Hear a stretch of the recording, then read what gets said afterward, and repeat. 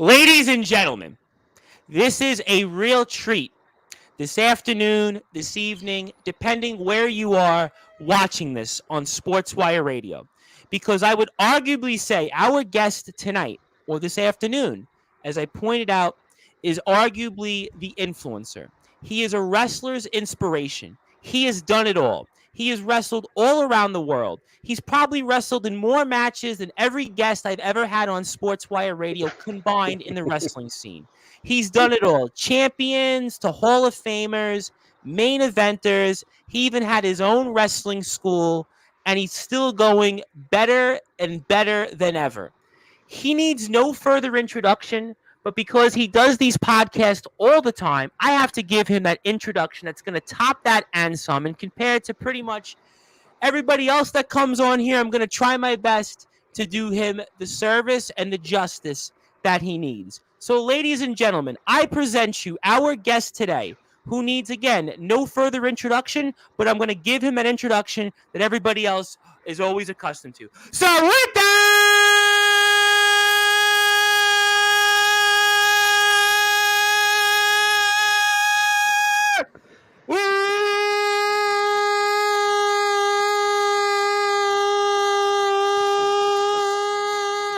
wait for it.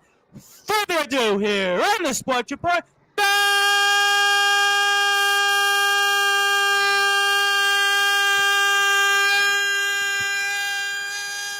Number one, global sports show. They call him the influencer, a wrestler's inspiration. Here's Jordan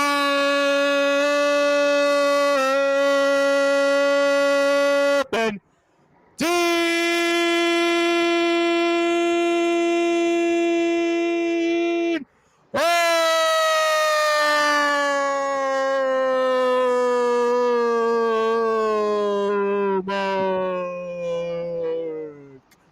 Wow. I think you broke the internet at one point. Well, you were with Mike Angus in a car ride not too long ago. So when I saw that, I know Mike very well. Mike, I got to give this introduction that the deserves that you certainly need here. So obviously, ask me about my voice later on.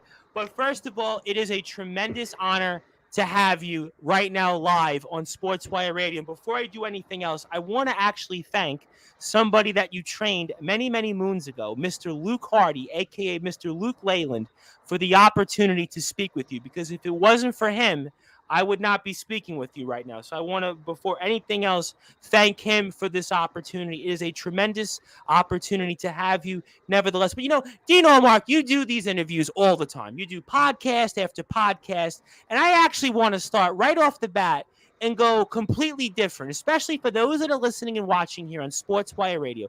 Dean Allmark, you've done it all. You're a living legend. You've defeated Hall of Famers, as I mentioned, world champions. You've wrestled around the world. You've wrestled in TNA. But what's the future for Dean Allmark?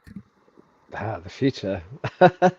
So I have this thing where I like to stay present. So I think it's really important in life, not just in wrestling, just in life, to be present.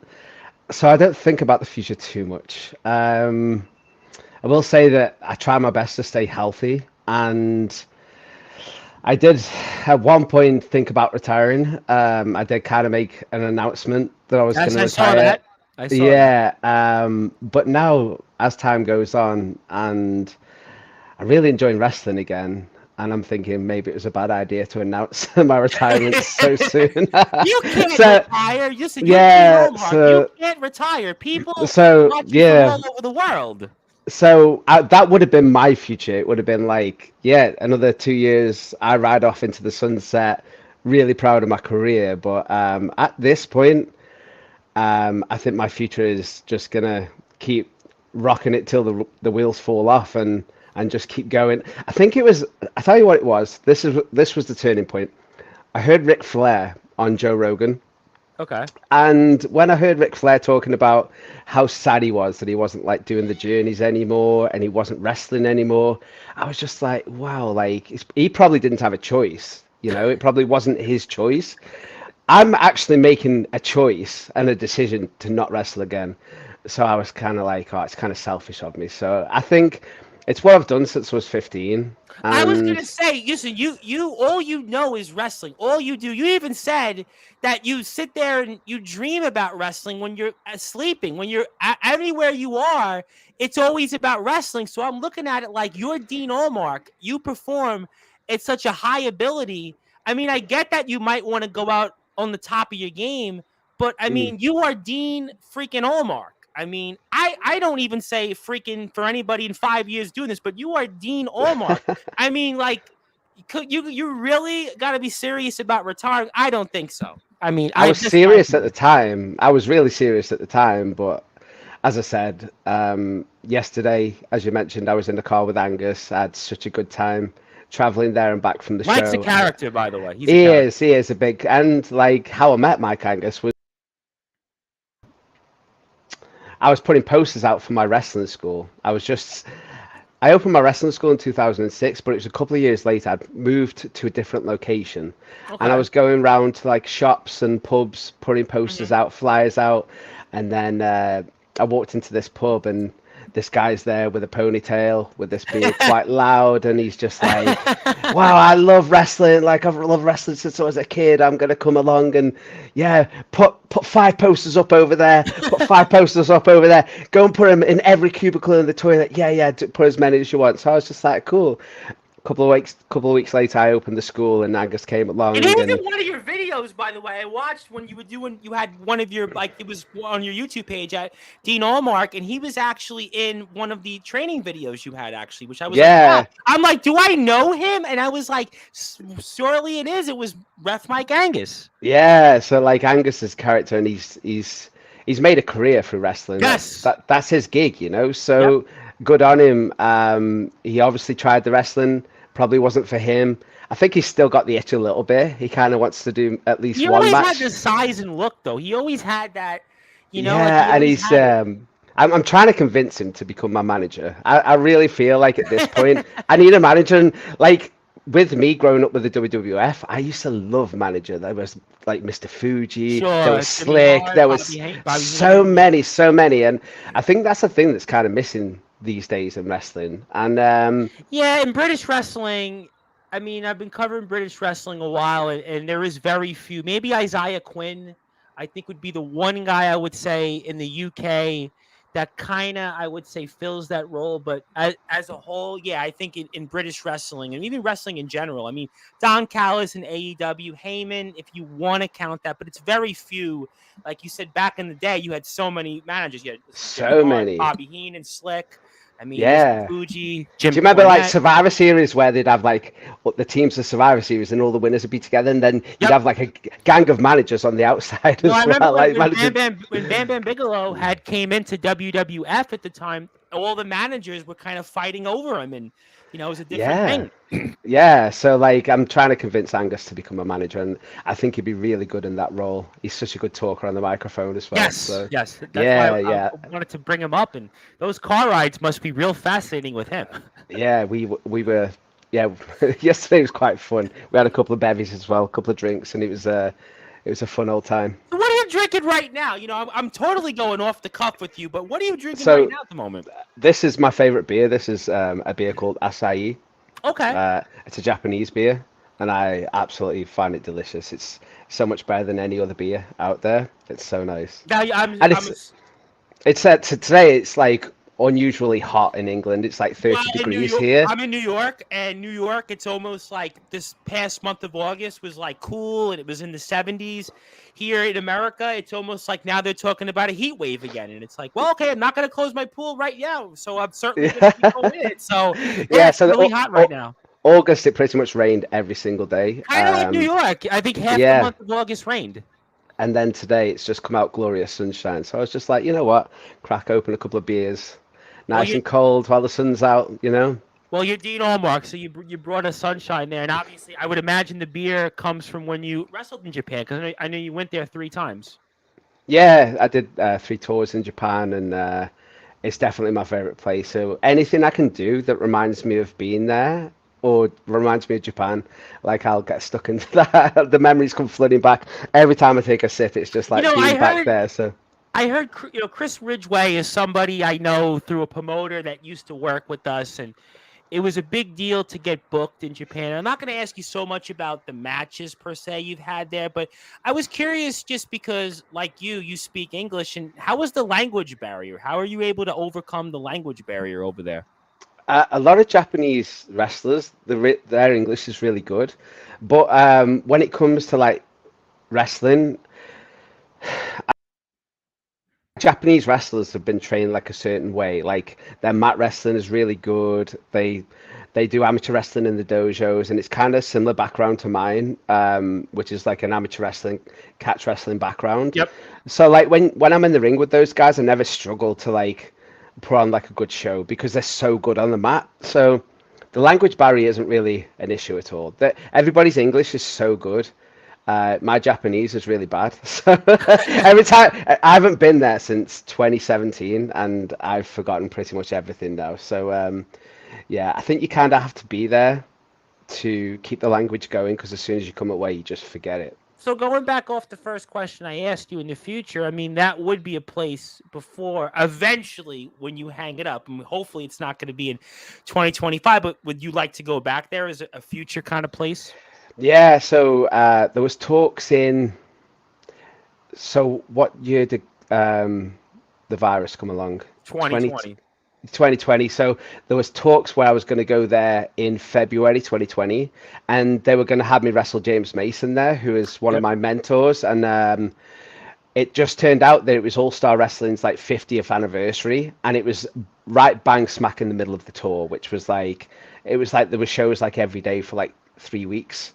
So me and James like kind of turned down the offer. It was just like not the best time. So looking back now with the pandemic, it probably would have been a good idea to go there that time, but we just didn't see it happening. You know, it was like literally the month after that it came along. So the door's always open, but it depends on the situation out there when it Sure. comes to. And I know Ridgeway was there, I think in 21. I want to say the second half of 21, because I know you wrestled him, I think 4 times between like 21 and 22. I know he's done a bunch of stints there. And I was kind of curious about that. So, I mean, listen, I was going back again to the first question I asked you on the future in terms of just your like overall career. I mean, you look at what you've done and you've wrestled. I think we were speaking about this off the air kind of as a joke, but it's really true. You wrestled almost 5,000 matches, and you've wrestled the way you wrestle in the ring is very different than a lot of other people that wrestle that I've interviewed from the UK. So, how do you keep your body in the condition to be able to do what you do and have the kind of prolonged future now that you've basically said, I'm not retiring? So, I just find that so fascinating because I speak with a lot of wrestlers around the world, whether it's in America, whether it's in the UK, obviously, and different other countries. And, you wrestle a lot. I mean, you are what they call the definition of a professional wrestler. I always say all the time, it's Johnny Storm, Paul Malin, my old friend Paul Malin, and Martin Kirby, a guy you have a lot of history with also. So how do you keep your body in the condition after all you've done to be able to go down what you want to do going further? So I'd put it down to two things. Being active in the ring. Obviously, I was full time. Wrestling was my living for 20 years. Yeah, you were doing like 250 a year. You were even doing 2 shows a night for a while, if I'm not mistaken. In the Yeah, and Allmark like days. sometimes three shows a day in different venues, and that was with like putting the ring up and taking the ring down too. So I do summers where I do 10 shows a week, so 60 shows in 6 weeks. And when you're active, like every time I wrestle, I stretch before I go on. Oh, I even noticed before you start the match, you basically take your right leg and you stretching it. I'm like, Yeah, ah, because that's I think different. that was something that kind of happened like accidentally. I was just like before the match was, I think I'd forgot stretch before I went out, and then as I was in the ring, I was like, I was in there first, and my opponent was on his way, and I was just like, I can get a quick stretch in here, and it was just something that I just like got used to doing. So yeah, but stretching is a big part.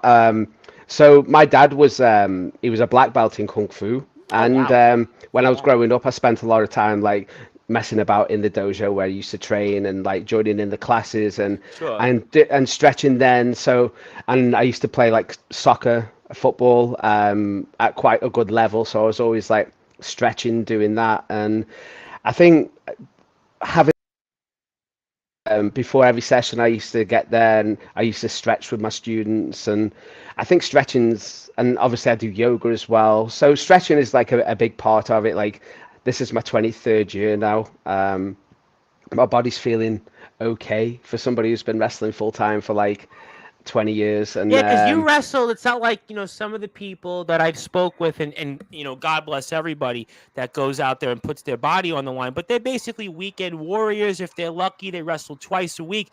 I mean, you, Mr. Allmark, literally have done it for year after year to the equivalent of like what the WWF guys did for all those years. You'd be in one town, another town, and you'd have to set the ring up, and then you'd have to go and get a couple hours sleep and try to do that. I mean, you were doing that pretty much for like up until COVID. I mean, you literally, like I said, you've wrestled probably, if I were to say in UK wrestling history, you probably are up there all time in total matches wrestled. I mean, I don't have a stat out there. I'm not a statistician necessarily, but I would venture to say that you've probably wrestled all time in the number of matches that anybody's had in the history of the country, I think easily. yeah, and I think like a big thing in British wrestling, especially when you're doing the family shows, it's not just like one match a night. You'll do like a match, maybe another match, and then a rumble. So sometimes you'd be wrestling like 3 times on a show. I'd be wrestling 3 shows a day, so that's like 6 matches a day.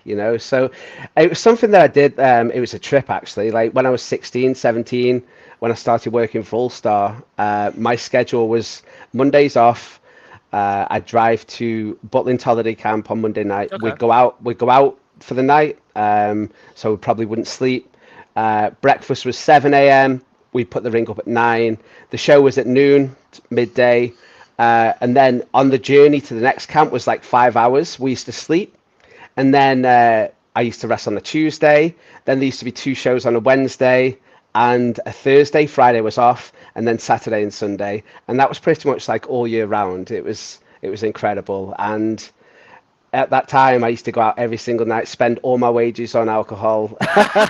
Not, You and do it was, sound like Ric Flair. That's why you yeah, asked, well, why is Flair doing it? Well, because if you followed his life, I mean, he basically, not that you were Flair, but he basically blew his money on women in suits and the alcohol. And yeah. that's kind of I'm why not he sure was about so the out there. women, but definitely the alcohol. So yeah, it was the only time I used to sleep was on a Sunday night when I used to get home, and a Thursday night when I got home. The rest of the time was just on car journeys because it was just craziness. It was just mad. This every holiday camp that we wrestled on had a nightclub that used to stay open till like 3 a.m. So it was just absolute craziness. That's funny. I'll get to a bunch of comments in a second because a few wrestlers want to say hello. But I guess in a way, and I've heard this from other wrestlers that I've had on, and tell me your thoughts on this because you mentioned the car rides. A lot of guys would actually tell me that the car rides is actually where they kind of learned a lot about maybe themselves and the business. Is that a fair statement to make, you think, from your vantage point? Yeah, like the car journeys were just they were just a trip. I remember like Brian Danielson was over on the camps and he used to stay here for like 6 month periods and come and do that Yeah, I circuit heard that him I was speak just about talking that a about. few months ago. He was And speaking about that. he perfected Vanilla Ice's Ice Ice Baby on those car journeys. He used to practice all the way, and then he used to get to the holiday camp at night and go and do karaoke and just absolutely steal the show. It was just absolutely amazing times, and just meeting people like Brian and a lot of the guys that you see on TV these days. It was just seeing what they come from and where they were to what they are now. It's just a trip, and I made so many good friends on car journeys. And there's guys I've known like James Mason, Tony Spitfire for my entire career, I like was going to say, 23 years. James, you've It's just known almost since like what, 01 maybe? 01, 02, something like that? one is the first time I met James was there was a show at Torquay and Brian Dixon put me on with James. It was a 20-minute to James, and he said, "This kid's new, but he's got potential. So try and draw it out so you can do 20 minutes with him. Take him the full limit. But if he can't get through, like just beat him, like just pin him, like legit." And I made it through the 20 minutes, and I think making it through those 20 minutes with James I think he saw something in me that day and kind of took me under his wing, and he's been my mentor ever since. No question about all those things here, and I want people to follow Mr. Dean Allmark also on all platforms: YouTube, Instagram, Twitter, Facebook. Very simple at Dean Allmark to find out some of the amazing people that this man has wrestled. I want to say hello to somebody from the state of Michigan. That is the good guy CJ Black. He is from ROEW. You can follow them on YouTube and Instagram at ROEW. He says busy at work. I'll definitely check this one out later. Excited to hear from this man. Frankie Stark says, good afternoon, guys. I'm just going to sit back and watch. And also, I want to say hello to Mr. Chase Wakefield. Chase is one of my favorites. I recently interviewed him not too long ago. He's from a company called VTW, also Amplified Wrestling in West Virginia. That's right, West Virginia. He's also in North Carolina. Also, he was a part of DBW. He says, been excited for this one. Love your work, Dean. And also, Mr. Wakefield's going to come back onto Sportswire later on in the month of September. I want to say hello to the champion of ROEW, Mr. Jason Storm, the wild card. He says, Jason Storm checking in. We'll finish this one up at work later today. He also cut a promo earlier this week, and that looked almost like a Jake the Snake Roberts promo. And obviously, Mr. Allmark has a victory over Jake the Snake Roberts. And also want to say hello to somebody also training in the UK. He is from GT Ministries, who their trainer there is Mr. Sean Only. I'll bring up Mr. Only later on, and that is Daniel Banner. He says, hello, gents.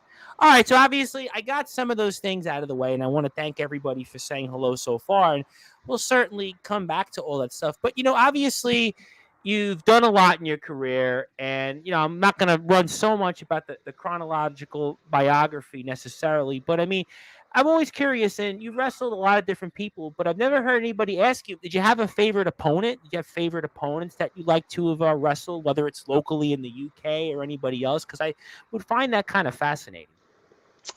So I'd say American favorite in recent times was Harlem Bravado, Yep. who now wrestles in the WWE. What does he wrestle as now? Uh, God yeah, damn it. yeah. The university. What's Chase? What's his? Is it Chase? It's It might. Chase, yeah. Yeah, it might be. I mean, it might be that's a name I've definitely heard come across. Sure. Yeah, but like Harlem Bravado, like he was Hmm. absolutely amazing to wrestle. Really, really good. Like timing, just character work, charisma. He was so good. He was definitely my favorite opponent in recent times. I'd say all-time favorite was Robbie Dynamite. A lot of people might not be familiar with Robbie, but for me, it was somebody who I met when I was 10 years old. He was a year older than me, and even when I was 10, he come up and he said, "Oh, you like wrestling? Yeah. Well, I'm going to be a famous wrestler one day." And I was just like, "Oh, are you really? Yeah." And yeah, he was basically like my mentor from that day forward, and he was a bronze medalist in the Commonwealths when it came to freestyle amateur, and his coach used to teach him catch wrestling, which he passed on to me. And Hmm. obviously, catch wrestling is something that's really important in like British professional wrestling. And you said about Luke Leyland either earlier on, and Luke was somebody when I was teaching Luke. He was somebody who definitely leaned towards like the more legit side of professional wrestling, and he was eager to learn about like the catch wrestling and submission grappling style of professional wrestling. So and he actually became really good as well. So yeah, but Robbie Dynamite was absolutely amazing. If you get the chance, like put his name on YouTube, absolutely I, incredible I was gonna performer. ask you. I was gonna ask you about Robbie in terms of what did that mean to you to be his final opponent? Robbie was always like my brother, and at one point he was kind of my brother because he went out with my sister for like 10 years, and I'm not gonna ask. yeah, so we broke in together. We started at the same wrestling school. We started on the same shows together. We ended up in Japan together at the same time, and yeah, to wrestle Robbie on his final match was like a true honor. He was always, although we broke in at the same time, he was always like my mentor, my big brother, my trainer, and he's like the strongest guy that I've ever known in my entire life. Jesus Christ! Like for the size of him as well, he was actually shorter than I was. But when we used to train together in the gym, like when he was 17, he outlifted everybody in the gym. It was Wow. absolutely incredible. Like it was his strength was something that was just like legendary in the Stoke-on-Trent area when it came to bodybuilding. And yeah, when it came to the shoot grappling that we used to do, I'd never touch him. I came close one time. I got him in an armbar and he got out of it. So I must have tried 1,000 times, but was never able to beat him. And I'm forever grateful for the lessons that he passed on to me.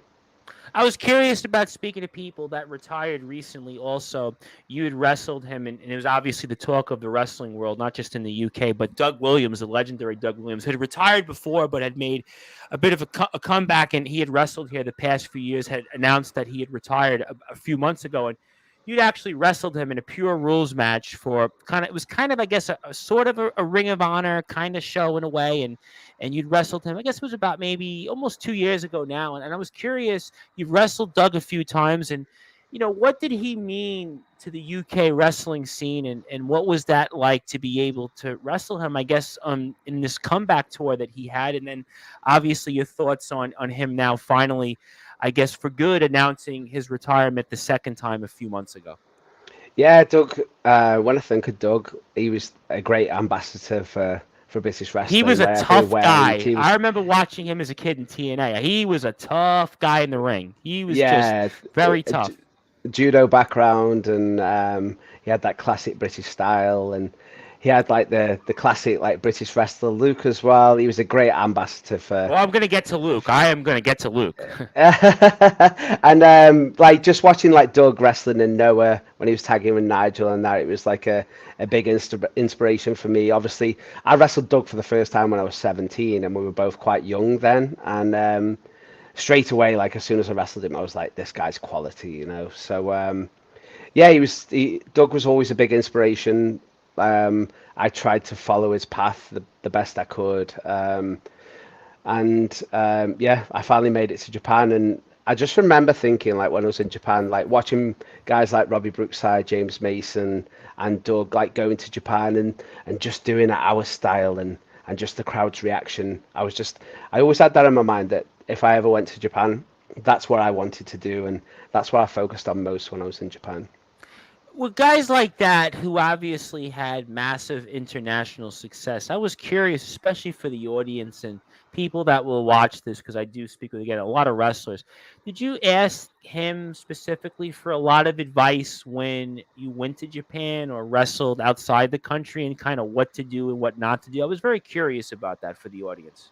Funny story about that. So I was at a PCW show, Preston City Wrestling, Yep. and I was going to Japan maybe the weekend after.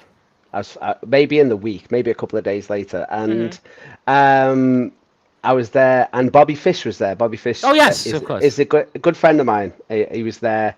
He'd flown over and he was doing the PCW show, and I basically I took him some pictures of my paperwork that I'd been sent from Japan that was all in Japanese, and I was just like, "What do I do with this paperwork?" And Bobby kind of looked at me puzzled. He was just like, "Oh."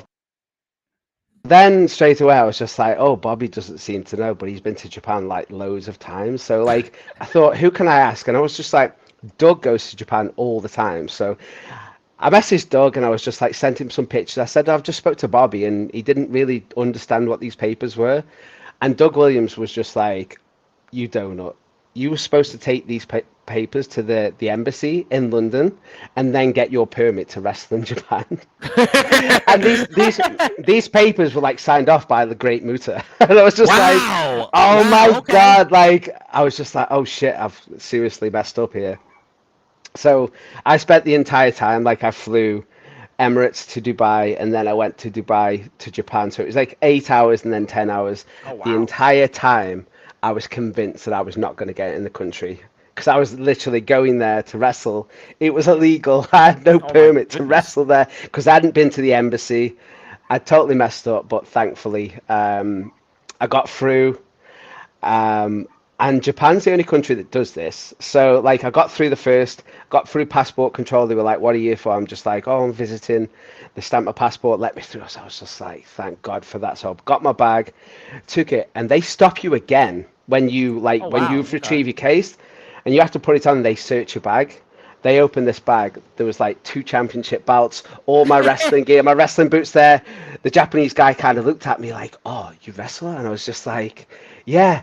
And he was just like, patched it up real quick. He was like, "Okay, you go." And I was just like, "Cool." I thought like I just like had that realization for a second that like I thought I'd made it, but I was definitely going to get turned back. But that security guy was pretty cool. So maybe he's a wrestling fan. Who knows? But Oh, yeah. listen, you never know. Listen, certainly a lot of people know who you are, and that's always a very, very funny story here. And I was also wondering, especially for the audience here, and I always ask this to wrestlers, and especially somebody like yourself that has done so much.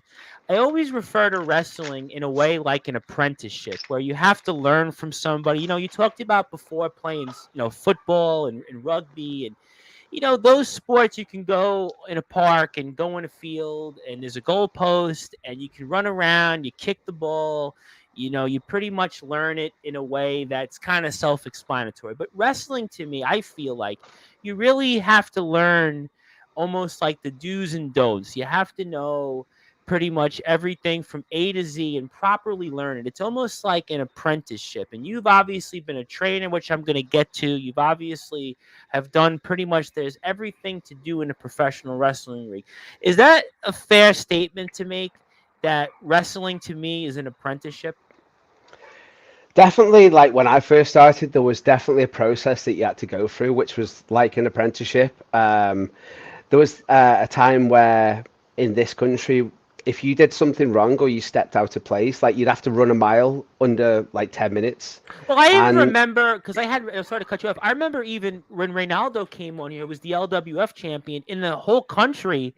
I think there was something like only one school, maybe two at most. And he even told me in order to train, he had to go to Canada for a while. That's why I was kind of curious about the whole wrestling being an apprenticeship, because I kind of do think that you have to learn from somebody, and it's a really kind of a different process. yeah, and when I started with All Star, like most of the guys on the team were like 40-year-old men, you know? So me coming along who was like 15, 16, I was just like, I was not only learning about professional wrestling, Sure. I was actually learning what it was to be a man. You know, that was those guys were like taking me to the clubs at night. They were showing me all these girls. They were telling me stories about like what they'd done with like these type of girls in the past, and I was just like, I grew up really fast in those couple of years. But at the same note, like you'd be friends in the bar at night time, but then if you stepped a foot wrong at all, those were the meanest guys on the planet. You know what I mean? They would be like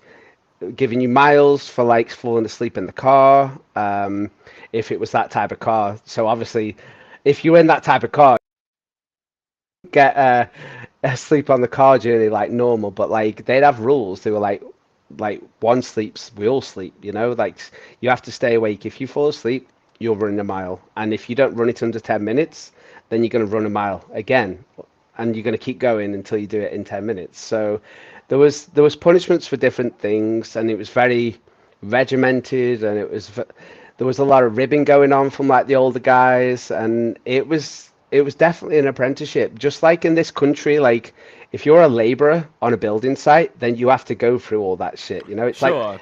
it's like character building. So the apprenticeship, I don't know if it's so much a thing in this country anymore, but like definitely when I first started, and like going back to like people like Robbie Brookside, he had it really, really bad when he first started, and it's not done in any harm. It's not done me any harm, and I think apprenticeships are a really good thing, and it's good to have structure and discipline in wrestling. So yeah, apprenticeships are definitely a thing, and when it comes to wrestling schools, I don't.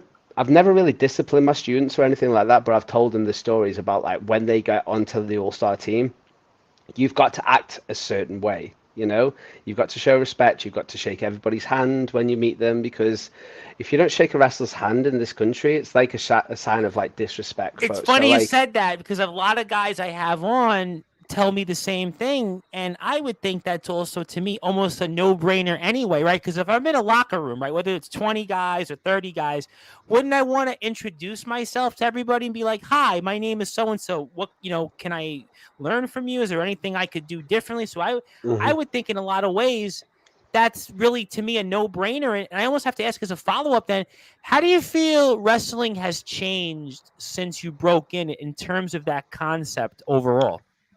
I think the internet kind of changed wrestling. Yeah, I Well, think it's easier to like snitch on people now. There's the well, internet. Like, everybody has an opinion. Everybody, oh well, everybody thinks in social media, and it's just such a different world than it was, when we were growing up. of course, and like everybody's like kind of like brainwashed into acting the same way. But like before the internet, everybody kind of had like this like freedom to think of what they wanted to think, and Sure. act how they want to act. And when I first started on the team, there was no internet. I had no mobile phone, and yeah, I think the internet kind of changed wrestling, and not in a bad way, but like there was a time where like when I first started training, where like I'd take great pride in at the end of the week catching a train to Manchester and going to a tape traders and flicking through the The magazine, old VHS days, those things actually VHS still days, exist. just like reading the reviews of matches and reading the Well, stars there and was the Pro Wrestling Illustrated back in those days, which was a big deal. That was like, to read that magazine, they would have the results. Even here, I grew up in Brooklyn, New York, and if I was lucky, my parents would give me an allowance, and I would go to a little like candy store, they would call them, and I would look for the wrestling magazines, and I would buy the Pro Wrestling Illustrated because I would get to read the results from all over the world, and that was kind of like how I learned a little bit about wrestling, other than, let's say, WWF and WCW. yeah, and Power Slam magazine, Yep. like Power Yep. Slam magazine, and then I just got to a stage where I'd go to the tape traders, not even open the catalog. I'd just be like, literally, just surprise me. So like, he'd give you a tape, and there'd be like a 3 hour FMW show, and then there'd Okay. be like a 3 hour pay per view, like from ECW, like on the same Wow. tape, like 6 hours of wrestling, and there'd be like matches from Mexico. Sure. That's how I found out about Michinoku Pro Wrestling, which is like my all-time favorite to watch. Like Michinoku Pro Wrestling from the mid 90s, absolutely incredible. You watch those six-man tag matches now with like Sasuke, Dick Togo, like Kai and Tai, Sure. Super Delphin. You watch them guys, Gran Hamada. You watch them guys now, it still holds up. 25 minutes of all action. Much like guys in this country wrestle each other every single day, and you can just see it in the matches. They know each other so well, and yeah, Michinoku Pro, man, like it was a trip. Like just going home, and there came a time where I was just like searching high and low for more Michinoku Pro Wrestling, and then you'd find like people like Brookside was there, Doc Dean was there, James Mhm. Mason was there, so I'd watch them wrestle there, and I'd be like, wow, this is incredible. So And that's yeah. so rare to even find it, even here in America, to have Michinoku Pro and a VHS. Because I remember as a kid, I'm a little bit younger than you, and I had a friend of mine who used to do that. He would burn like he had a way to get like old pay-per-views. And I remember as a kid, I had like maybe ECW from like 1996, 97. This is like 2001 maybe, or 2000. And, I would sit there, and I didn't become a wrestler. I went into politics, unfortunately, but I am now here doing this. But I remember sitting there like cutting school, and I would watch all these wrestlers, and I would watch them for 2, 3, 4 hours at a time, and I was like blown away at what you saw, and you kind of did the same thing, and you went on to do it. But to have that knowledge, I don't think you would have had that with the internet today, because in those days you had to really search, far and low almost, to get what you needed. And now everybody's got an opinion and everything's based on it. But we're having a great time here on Sportswire Radio with the legendary, the influencer, the wrestler's inspiration, Jumpin' Dean Allmark Dino. And my name is the Reverend Tom Bryce. I'm the man behind Sportswire Radio. And if you like what you hear from us, you can give us a follow on YouTube at Sportswire Radio, Twitter at Thomas Bryce 2017, Instagram at the Sports Report 2021, and also 24 hours a day, 7 days a week, 365 days a year. You can listen to all of of our content on sportnarium.com/player, and I'll have more coverage upcoming later this week on Sportswire Radio. So stay tuned for more details, including Thursday night, which will be at 11 o'clock Eastern Time, 8 o'clock British Standard Time, and that'll also be 8 p.m. Eastern Time. I will be here with the legendary Enoch the Enlightened from California, VHC, Valley Wrestling Connection. So that'll be a treat. We haven't heard from Mr. Enoch in quite a while, and he'll have a lot to say. But in the meantime, we're having a great time right now with the legendary Dean Allmark. All right, so I got to ask this to you because I want to get it right out of the way. Mr. Luke Hardy, obviously Mr. Luke Leyland, you have to share some stories because I've interviewed him in a different context. Now, you saw him years ago come to your school, and I had reached out to him, and he had reached out to me through Instagram because now he's becoming a filmmaker. He's working on this big project, which is a really cool project, and I'm so excited for it, and I hope more details are ahead. And Mr. Leyland, or Mr. Hardy, as you know him, would hopefully share it here on our Sportswire radio show and all of our platforms. But you have to tell us, I mean, what was Mr. Hardy like, and did you ever think years later he'd become a filmmaker? No, Luke is literally just one of my best friends. He's What a great guy, by the way. What a such an great incredible guy, and I remember almost instantly just bonding with him, and just like I said, he was kind of passionate about like the legitimate side of professional wrestling as I am, and he took to it like a duck to water. He just like we used to do like Shark Tank. I don't know if you know what Shark Tank is, but it's Yes, basically yeah. yeah, you start in there, a guy comes in, you tap him, another guy Yep. comes in, you tap him, and you just keep going. And just yeah, just Luke was he was such a natural at it, and he loved that side of professional wrestling. There was a time for All Star where I'd go out putting posters in towns, like say we'd be wrestling in like somewhere like Telford in a couple of weeks. Brian Dixon would say like go out and poster this town, so I'd go and I'd take Luke with me, so we'd have a laugh on the way there, we'd have a laugh while we were doing it, and yeah, just he was just an incredible guy. He really was, and still is. We went for a drink a couple of weeks ago, and he was telling me about his upcoming thing that he's doing, and I'm just super excited for him. It's really fascinating. I have to say, it's really because I'm actually a big movie guy, and I love film and I love documentary stuff. That's kind of how we bonded also about that. But what he's doing here with this project, it's like, I mean, it's a really, really fascinating idea, which I really think when it takes off, I think a lot of people are going to be just as excited as certainly we will be. Yeah, and if he pulls it off, which I'm sure he will, he'll just be like shot. He'll be like a rocket ship to the moon. I was just saying to him, just go for it. I was trying to give him the advice like I've always given him, and I've got all the faith in the world. I had all the faith in the world when it came to becoming a professional wrestler, which he did. And again, I've got all the faith in the world that he's going to do big things when it comes to this. He's an incredible guy. He's one of a kind. And Yeah, he's really. We spoke actually on Instagram through video, and we speak about different things. And he watches a lot of my shows, and sometimes he gives, an opinion. He certainly gives me some good, good pointers or constructive criticism. And then sometimes it kind of dives into different things. And then obviously when it came to you, he's like, have you heard of my friend? And I said, yeah, absolutely. And then, would you like to speak with him? I'm like, well, I'm sure he's a very, very busy man. He's a big man. I don't know if he's going to necessarily want to talk to some guy like me. I mean, I'm sure he's done a lot of these before, but I'm certainly different. I mean, I don't know if, he can take the over-the-top character that I am, but no, I'm all kidding. I'm kidding here with you, but obviously he's a great guy. We speak all the time, and he's really been one of my biggest supporters, and I really wouldn't be here speaking to you, obviously, and I wouldn't be speaking to as many people as I have if it wasn't for him. But, I was curious, and going back to when you became a trainer and had your own school for a long time, what made you want to do that? Because I was fascinated about that because, again, I speak with a lot of wrestlers.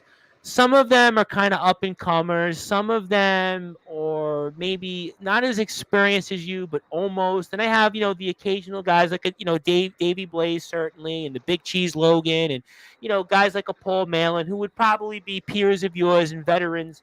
But I mean, what made you want to open your own wrestling school in 2006? I was so curious about that. Money. Well, But yeah, money. So like being a professional wrestler, obviously, like when you're trying to do it as a full-time job, isn't the easiest. sure. There's no contracts.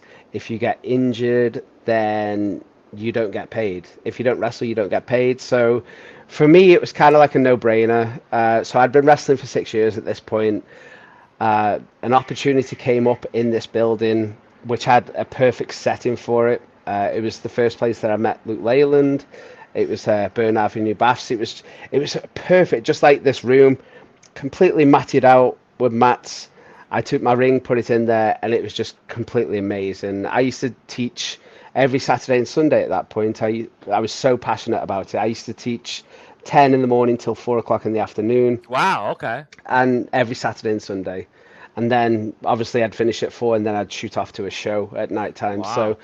it was just a really good time. I met so many amazing people. So many people came through the system, and obviously the school only closed last year, so it did last a really long time. So many people came through there, like Zaya Brookside came through there. It was Obviously, Robbie Brookside. That's his daughter, obviously, which I thought his was so. daughter. That had to have been weird. That had to have been weird. Obviously, Robbie, you've got this history with him, and then you're training his daughter. I mean, that's got to be really, really weird. My father was a drum teacher, and he would train, people how to play the drums and teach them. And there would be people that I would know, and it'd be like weird. And would that feel weird at all at first that his daughter came through the school? Zaya's just somebody that I've always known because Robbie used to bring her to the shows from like a really Right. early age. So when she was like 5, and she'd be like hiding behind his legs. He'd be like, "Go on, say hello," and she'd be like these little blue eyes like peeking from her dad like this, like, "Hi." And she was just somebody that I always knew. Obviously, Robbie used to bring his family to the shows, and Sure. she was always somebody that I knew. And then when she wanted to start training at the school, I was like, "Sure, no worries." And obviously, she's just moved to the States now. I don't know if you know this, but I was the best man at her wedding not so long ago, maybe about maybe 2 months ago now. She got married to a friend of mine whose name is Sean Custom.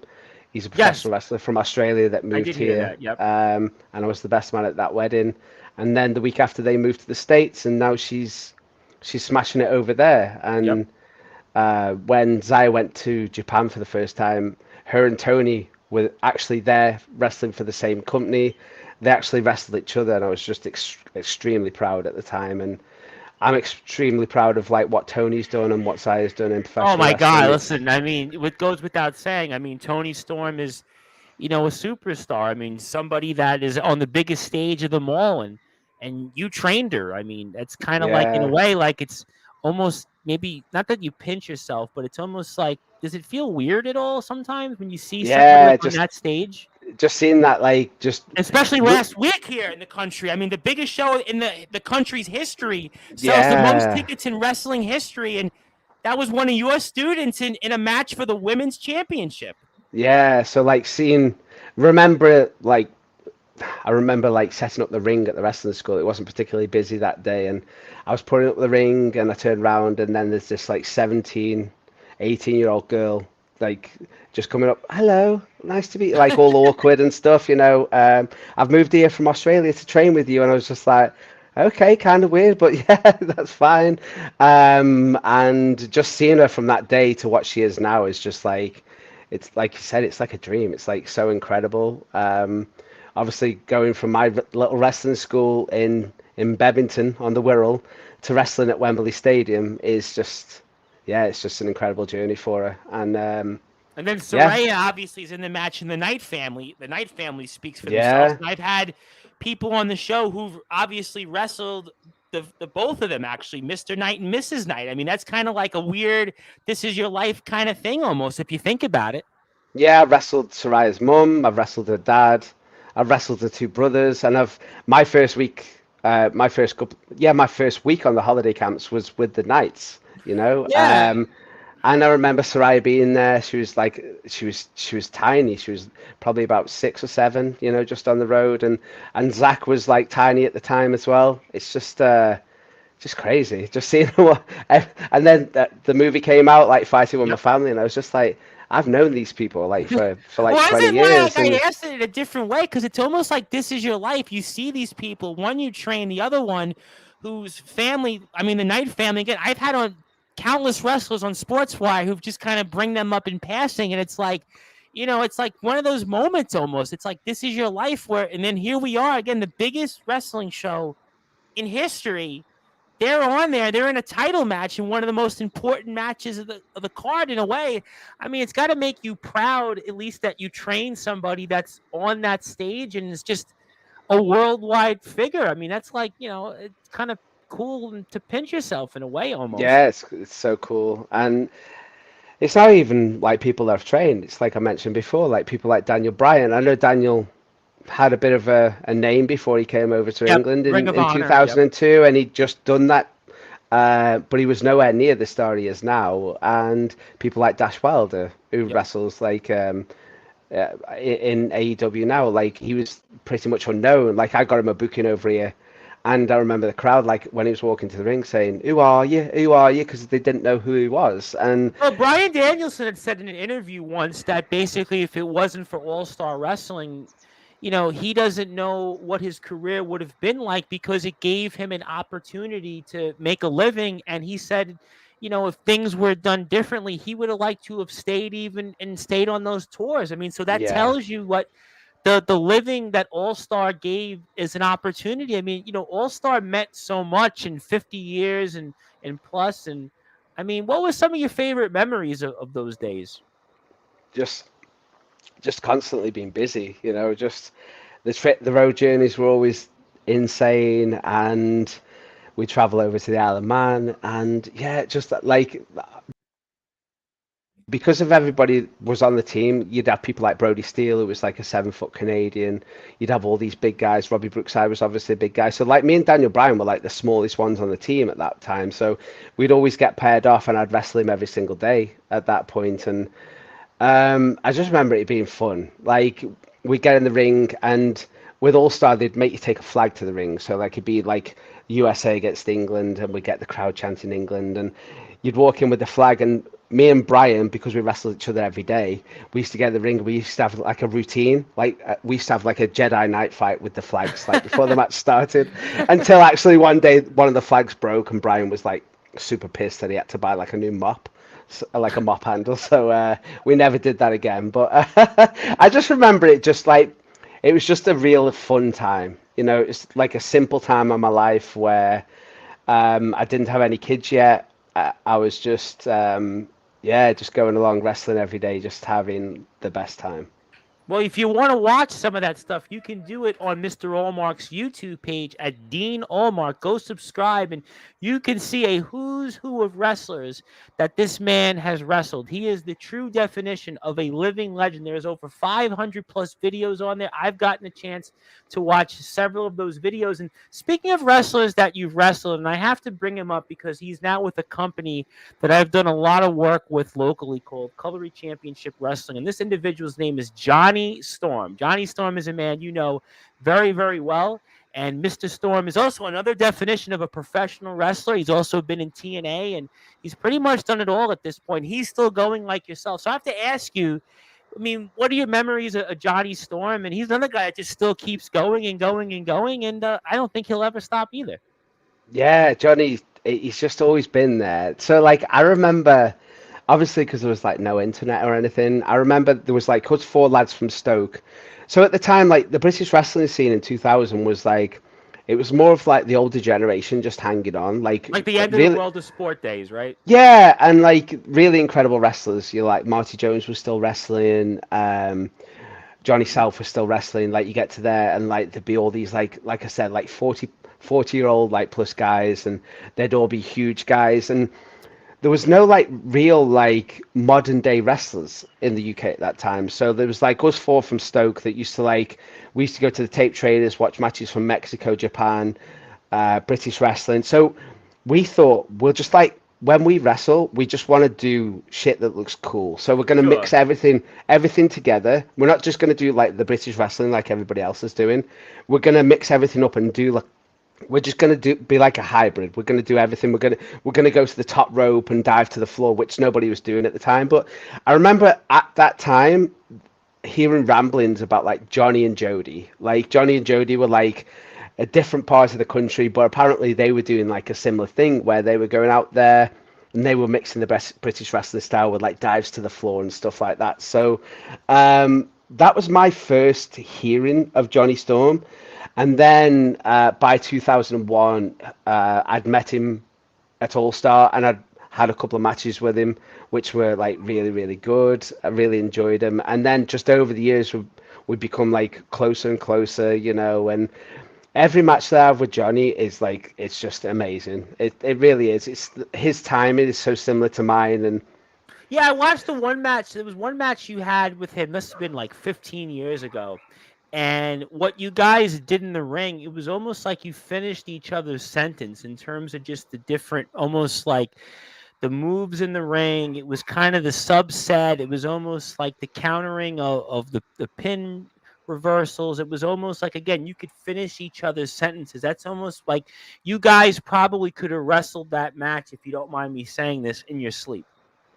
yeah, and that's just how it feels with Johnny. It just feels so easy, and the timing feels really good. And on top of that, he's a great guy. Like, I really like him as a person too. He's like Yeah, one of my close friends. I don't get to see him that often well, anymore. because he's always wrestling like you. That's why. He's what, sorry? He's always wrestling. Johnny Storm is basically like every week he's wrestling. I think there's like 4 companies that I work with, and he's wrestling on like those cards. I mean, that's why you're Yeah, not going to see yeah. him.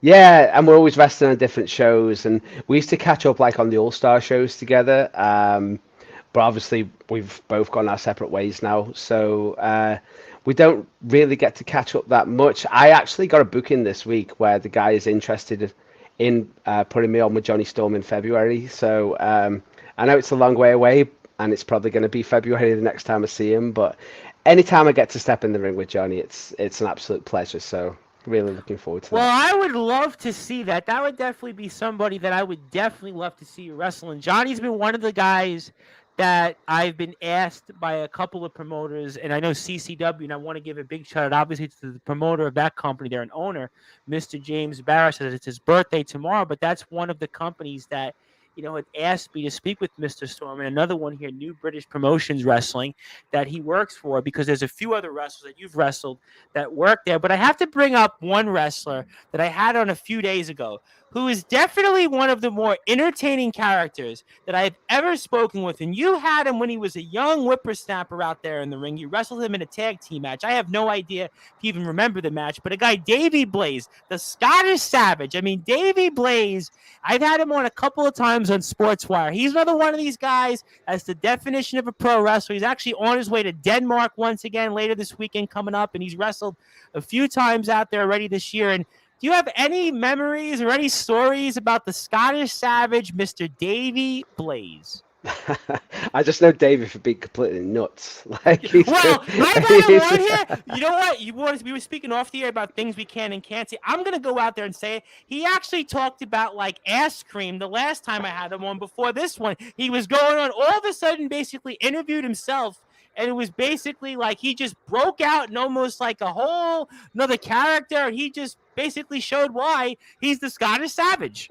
Yeah, he's definitely one of a kind, and it's so like the way the holiday camps work in this country is in Scotland the kids break up from school like 4 weeks before we do in England. Okay. So for like the first 4 weeks of my like summer run would be spent in Scotland with Davey and Ross and the guys up in Scotland, and we'd just have the best time. Like, that's such a good team up there, and just I've got nothing but fond memories of Davey and the Scottish lads. I love I've Davey. said Davey, BT Gunn, just those guys up there, absolutely incredible guys. And what whenever those we guys go did in up, ICW was just like, I mean, that run they had in the middle of the last decade was just, I mean, unbelievable what they did. yeah, Luke King Sharp, like Krieger, just Yep. like incredible guys. Just like whenever I bump into them on the road, like on odd shows now and again, I'm just like, God, like these guys are just the greatest. And how about a car ride with Davey Blaze? Can you imagine a car ride with Davey Blaze? You might. Be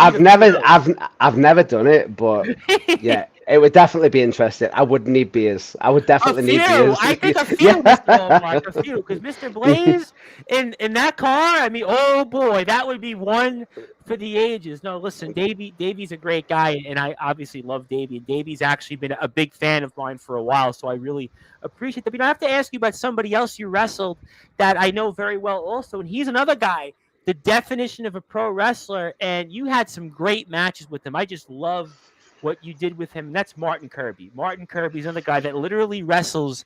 Even now, I think he's wrestling like some promoter told me that Martin Kirby wrestles still like 5 times a week. So, I mean, I know you got Yeah. a lot of stories. You have a lot of matches with Martin Kirby, and what's it like stepping in the ring with him?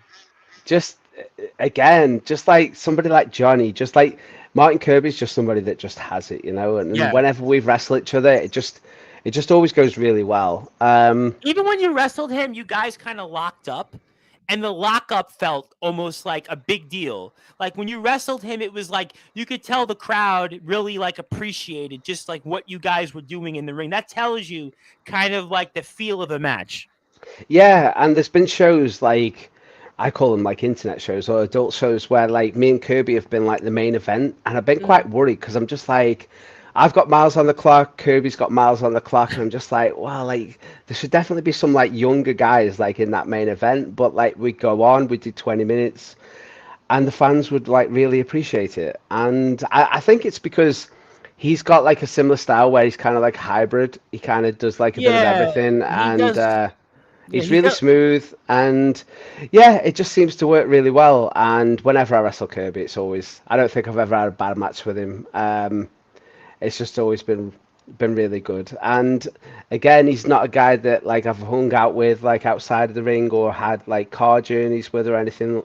But every time I see him on wrestling shows, he's somebody I always make a beeline to because he's got that Yeah. positive energy about him. He's always got loads of stories to tell. So yeah, I had he's one definitely a great com guy. I had one conversation with him. I want to say it might have been not on the show, but we spoke about 4 or 5 months ago. Again, because he wrestles in a couple of promotions that I do work with at a very local level, and he was a very nice guy, but he was like, "Look, I'm a professional wrestler.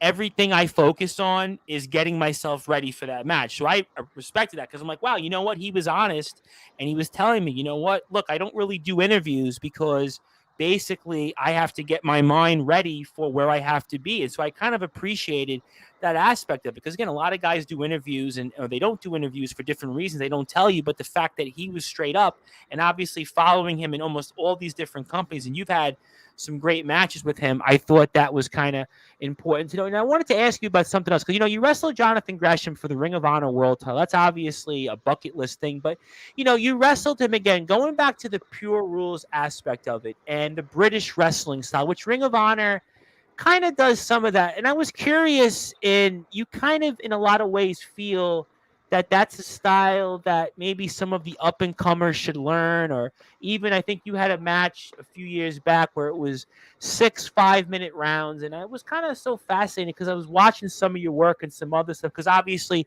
Marty Jones you've mentioned, and he has a Squared Circle Academy show coming up this weekend, and there's some people there on the bill that I've actually interviewed very recently or are close friends of mine, like Joel Cobra, whose father obviously is a legendary wrestler as well, and the Big Cheese Logan. And I was curious in a way, before I go back to Gresham in that match, what that was like to maybe talk about why aspects of British wrestling, maybe some of the up and comers should learn, maybe even all wrestlers, because frankly, American wrestlers, I think, should learn some of that stuff as well, and kind of talk about that for the audience. So with me and Gresham, it was quite funny actually because it was a match I was looking forward to. I was really looking forward to it, in fact, because obviously he's a great professional wrestler, His style's and similar to yours, and you had I it's think a tag match with him, a tag against him before, if I'm not mistaken. yeah, maybe back in the day, but like Years modern ago. day, Yep. yeah, like because he did like a stint with All Star Yep. a while ago. But I was really intrigued because I wrestled him at Progress and it was for the Ring of Honor title. But like at the time, I was like, I'd wrestled Ridgeway for the Yep. Progress Championship. I'd wrestled Cara for the Progress Hmm. Championship. I was like on a really good run of like I wrestled Takeshita. I wrestled like Hayata from who was like the junior heavyweight champion of Hmm. Noah, and yeah, I just kept getting these big matches, and Gresham came along, and I was just like, wow, it's gonna be amazing, and it was quite funny because like as good as Gresham is, like so like when we got there, it was just like so like kind of what do you want to do? And I was just like whatever you want to do. So he was just like yeah, let's do this. But then like he kind of looked at me because I was kind of confused because that isn't like in British wrestling, it's not how we wrestle, you know. And I in like a British wrestling match with him, but it wasn't like gonna go down that way. So I think he could kind of feel my vibe, and he kind of looked at me. He was like, "Can I ask you a question?" I said, "Yeah." He said, "If you were planning this match, like, how would you do this match? If you were wrestling like James Mason or somebody like this?" And Oh, I said, honestly, I said, I'd plan maybe like the finish, and then I'd just call the rest in there. And oh, he was just like, really?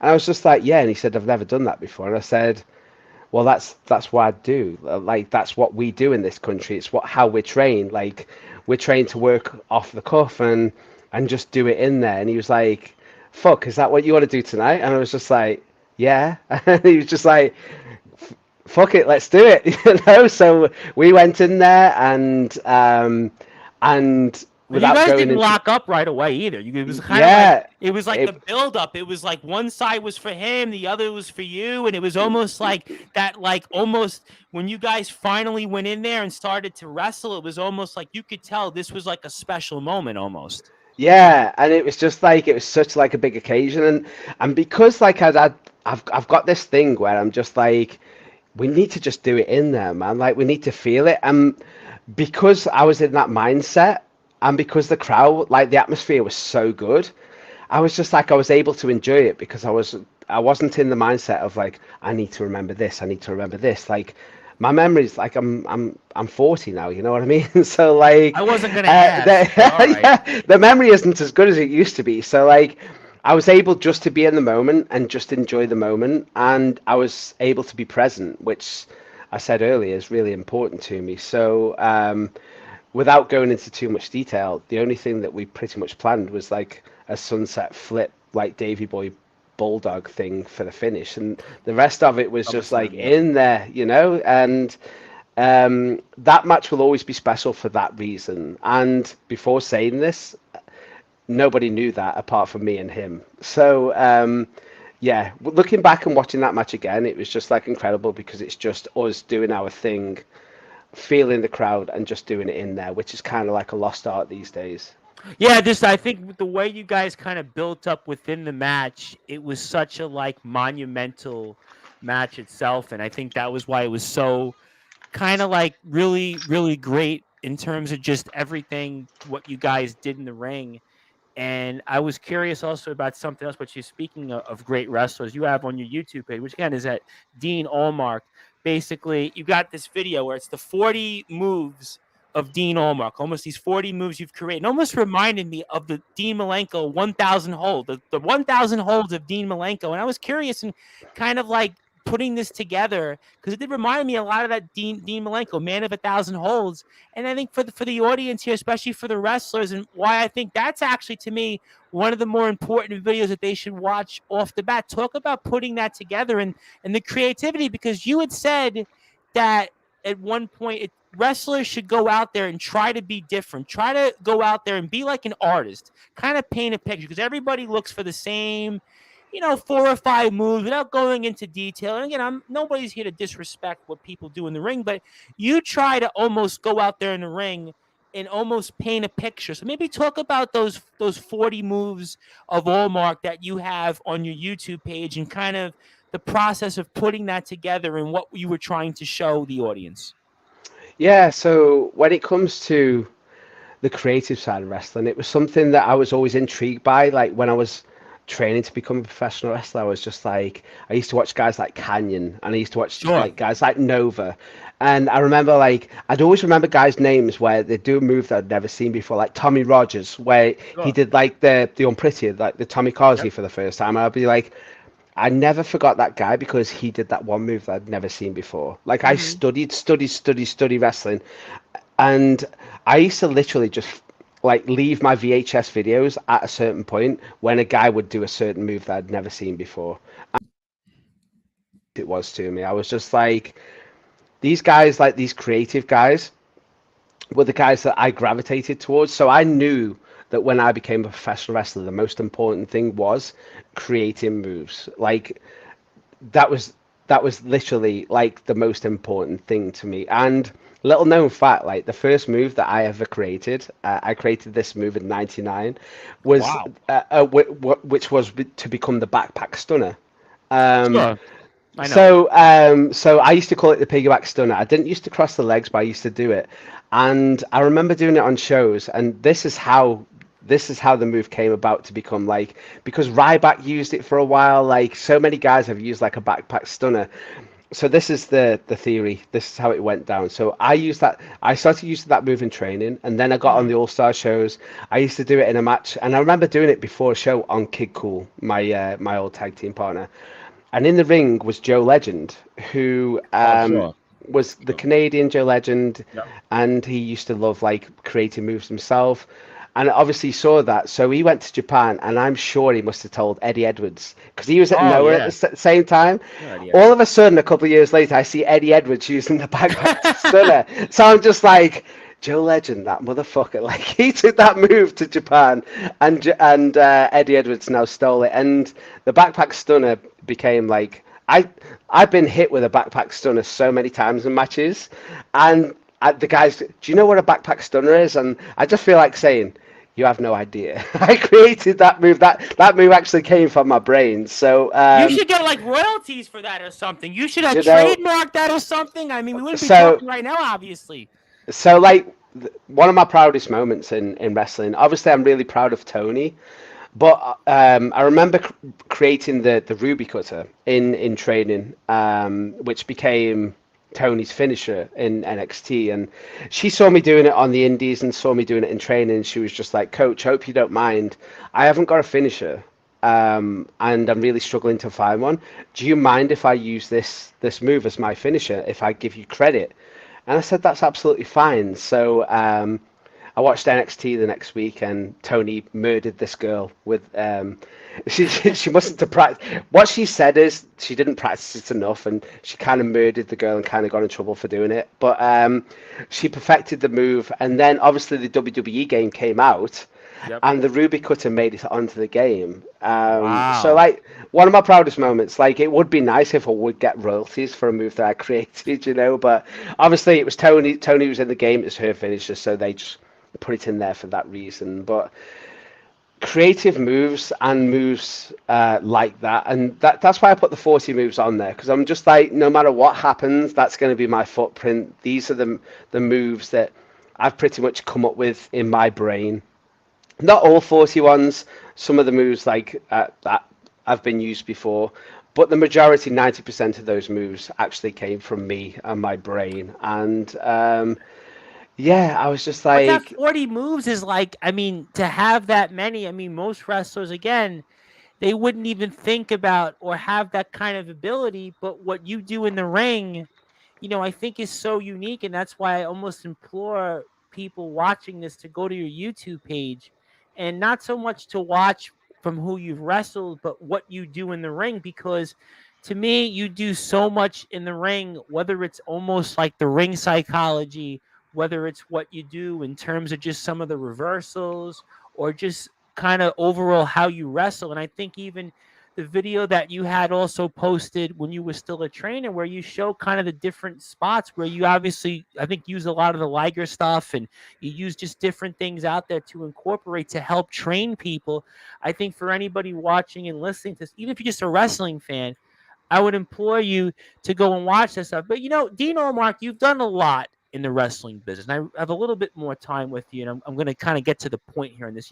I've talked about all these different people you wrestled, right? It's Chris Ridgway, Jonathan Gresham, Brian Danielson got brought up, Jake Roberts got brought up. I mean, we could go all day. Gangrel lived in your house for a while. I mean, I got all that. Tony Storm, you trained, but you've had wrestled countless people. You've wrestled around the world, been in TNA.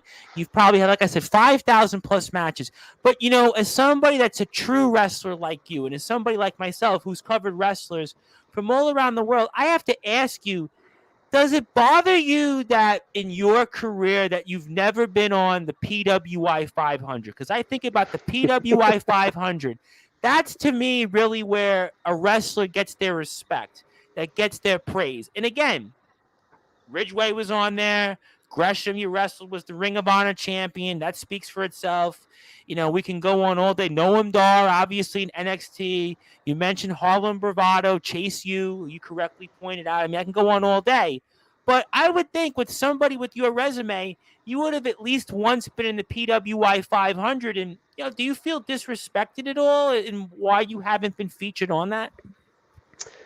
No, I don't feel disrespected. Like everybody's got their own opinions, and as long as I'm happy with my performances and what I do in the ring, then it doesn't really matter what anybody else But the thinks. Like, PWI 500 is a big deal. You know that. You're a true student of the game. You're like me. You've been watching wrestling a long time. You mm, follow it. And, I know it doesn't really generate like, revenue, but to be in the PWI 500, I mean, they put guys in there. We did this a few weeks ago with a wrestler, kind of like you, but it wrestles in Mexico, and he wrestles via through California, and he's wrestled all these guys like you, beaten all these champions, wrestled the MLW World Champion at the time, Alexander Hammerstone. I was a, Vito Fratelli, why haven't you been in the PWI 500? I look at you, Dino Mark, the same way because you wrestled all these guys. And I'm like, why haven't you been in the PWI 500? It makes to me absolutely no sense. That to me is like one of the biggest injustices.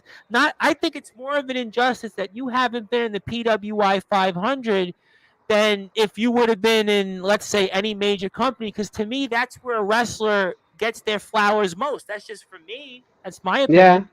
no, I get that. And you're right. Like I used to love like the PWI Top 500, and I used to read that magazine and Power Slam, and it would be nice. But on the same note, they don't know about like the schedule. They don't know about like because they kind of I think I've heard in the past they kind of work it like, oh, we need to like go off like victories and losses. It's if it biased. It's if they would have known that like in 6 weeks I had 60 victories, you know what I mean, in Well, six in weeks progress, you then had a I'd be win. number one. No, listen. In progress, at one point, what was your winning percentage? Like 84% or some crazy number at one point for a while. I mean, Yeah, I was on a bit of a streak until I wrestled Cara for the title and lost. So yeah, it is what it is. But yeah, I don't lose sleep over it or anything like that. no, I But got that. Listen, I asked Vito Fratelli the same question. He's like you. He's wrestled 200 matches in the last 2 years. So he's a guy like you, the definition of a professional wrestler. He's got wins over guys like TJP, wrestled Alexander Hammerstone, Lince Dorado. He won the Lucha Libre Championship in Mexico. Exactly like you. He has been traveled, well accomplished, well respected wrestler. But to me, I feel like, again, when I looked at the PWI 500, even the past few years, and listen, Ridgeway made it, which is obviously a tremendous accomplishment, but you hold a victory over Ridgeway. And on top of that, I looked at the list. A lot of these guys that they put in there, they're like these independent wrestlers that if you really looked at their body of work, and no disrespect, I'm not trying to basically go on kind of and do a Dave Meltzer thing here, but the fact of the matter is your resume and what you've done and who you've wrestled, you're wrestling top tier opponents all the time. You're wrestling people that I would have to think if I'm an editor of this magazine, I'm the PWI, right? Pro Wrestling 500. There's 500 wrestlers around the world. I think it's an absolute injustice, especially not only to you, but the country. Because if I look at the country, there's only so many people they put in there. And I understand you have to put in WWE. I understand you have to put in AEW and Impact to an extent. But to me, I really think it's almost in a way more so not just about you, but the country getting more respect. Because I really think, again, this is my personal opinion, right? You can take it whatever you want. I've done a lot of coverage of British professional wrestling the past 3 years. And I have gotten a chance to speak to a lot of great talents before coming on and speaking with you. And I feel like that the American journalists, they don't really pay the respect and give the due that the British wrestling scene has to offer. That's just my opinion. I mean, am I at least kind of right on that? I think the British wrestling scene has been like one of the best wrestling scenes in the world for a very A long long time, time. absolutely, one Such a thousand long percent. time. Like when I used to do the PCW shows, I, d- NGW, you were on I also d- another company, unbelievable stuff. Nathan Cruz. if you go back and watch the PCW shows for like 6 years that I wrestled there, like they had like Finn Balor there. Yep, I wrestled Kevin Owens there. I wrestled Liger there. They had so many good like guys there.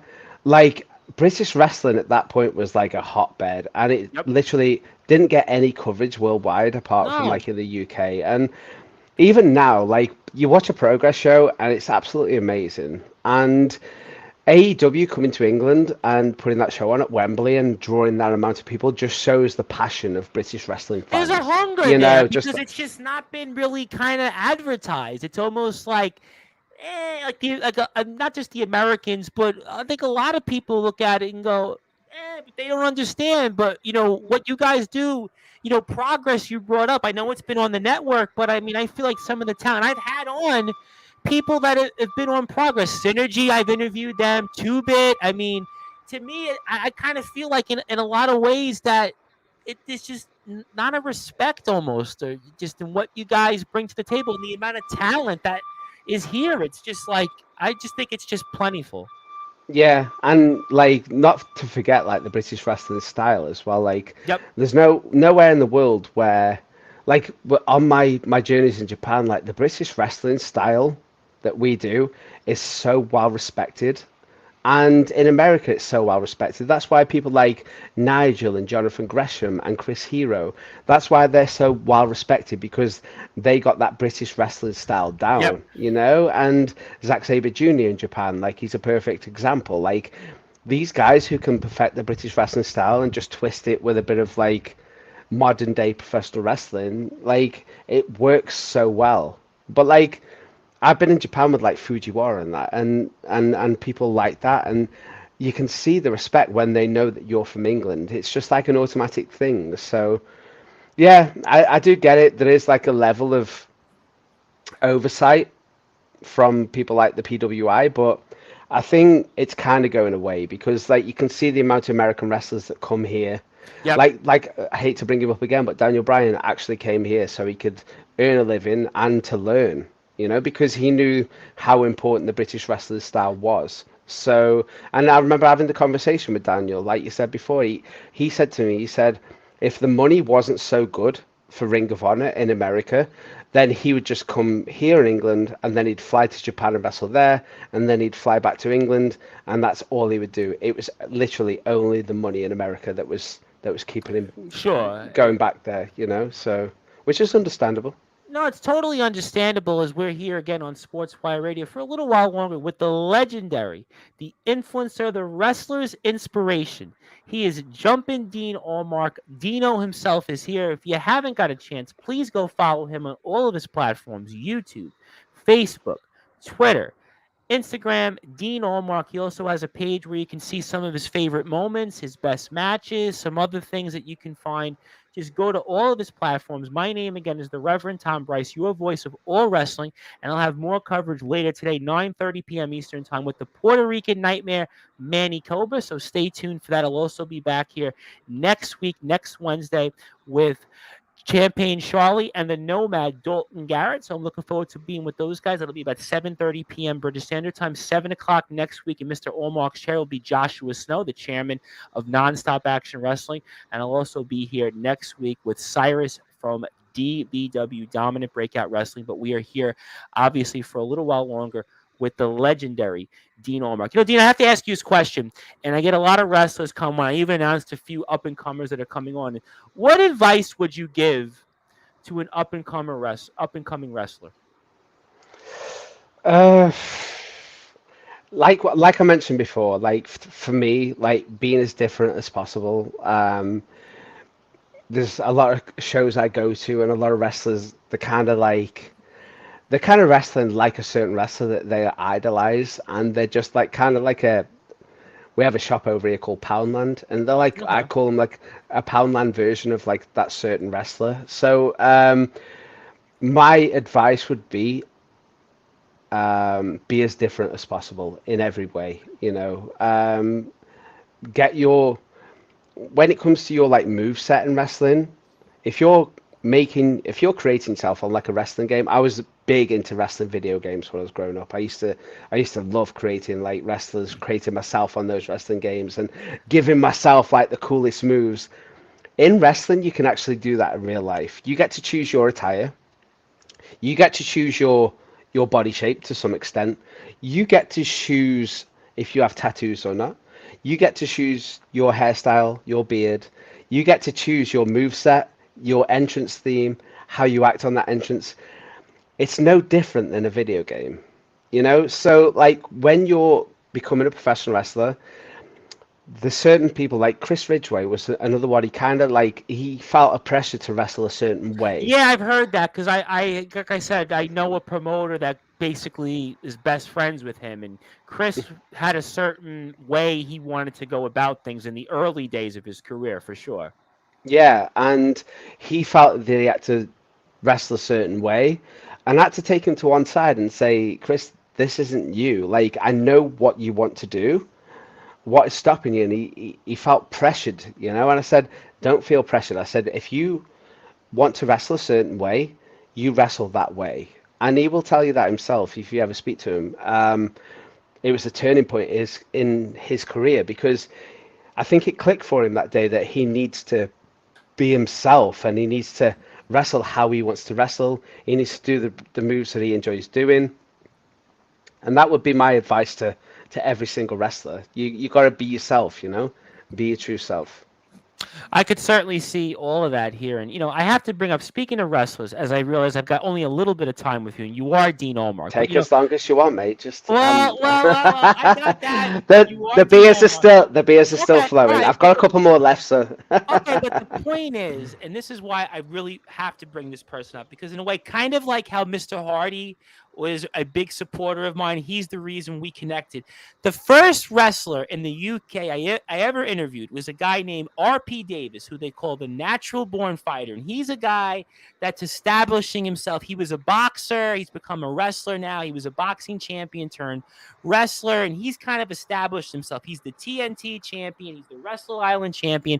He's the Odyssey Pro Wrestling champion of the world. He just defeated Sean Only. He's defeated Sam Gradwell. He's defeated a whole list of people, even wrestled last year Anthony Ogogo. Now, you have wrestled a lot of opponents. Now, it'd be easy for me to talk about, well, this guy in WWE should be a future opponent of yours or in AEW. But to me, I look at what you've done, what's left. Going back to the first question I asked you, the future of Dean Allmark. Now, I know you're a busy man. You've got hundreds of matches ahead probably that you've already been booked for months ahead. You even spoke about Johnny Storm. But if I was a promoter, I was a booker, one day I would love to see you, if it was possible, with you and the natural born fighter, R.P. Davis. Like I said, he's got 3 championships currently. You've been a champion before. I'm sure you'd love to add another championship to your collection.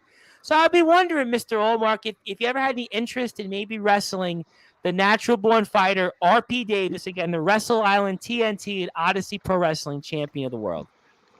yeah, like I've wrestled thousands of guys, and it wouldn't be hard to make that happen because he lives just up the road from where I live. Oh, so And you know Mr. Davis then very I well. do. I You bumped into do. him a couple of times at TNT, and he seems like a lovely guy. And A great guy. T Great guy. TNT is literally 20 minutes from my house where he's champion. Mm, So mm. it wouldn't take a lot to make that happen. And yeah, I'd definitely take that title. No Do you think problem there. but do you think though that with your style, he hasn't seen that kind of style yet? Because I think about a lot of his opponents. Now I've watched him in the ring. I've covered him for 3 years. So this is a guy I know like the back of my hand. The first UK wrestler I've ever interviewed. So I know this guy probably better than anybody. But I know one thing, Mr. Allmark. He has not been in there in the ring with somebody like you. I mean, Anthony Ogogo, Sam Gradwell, and all these other names, Andre Decker and Rick Marcus, they don't compare to kind of the style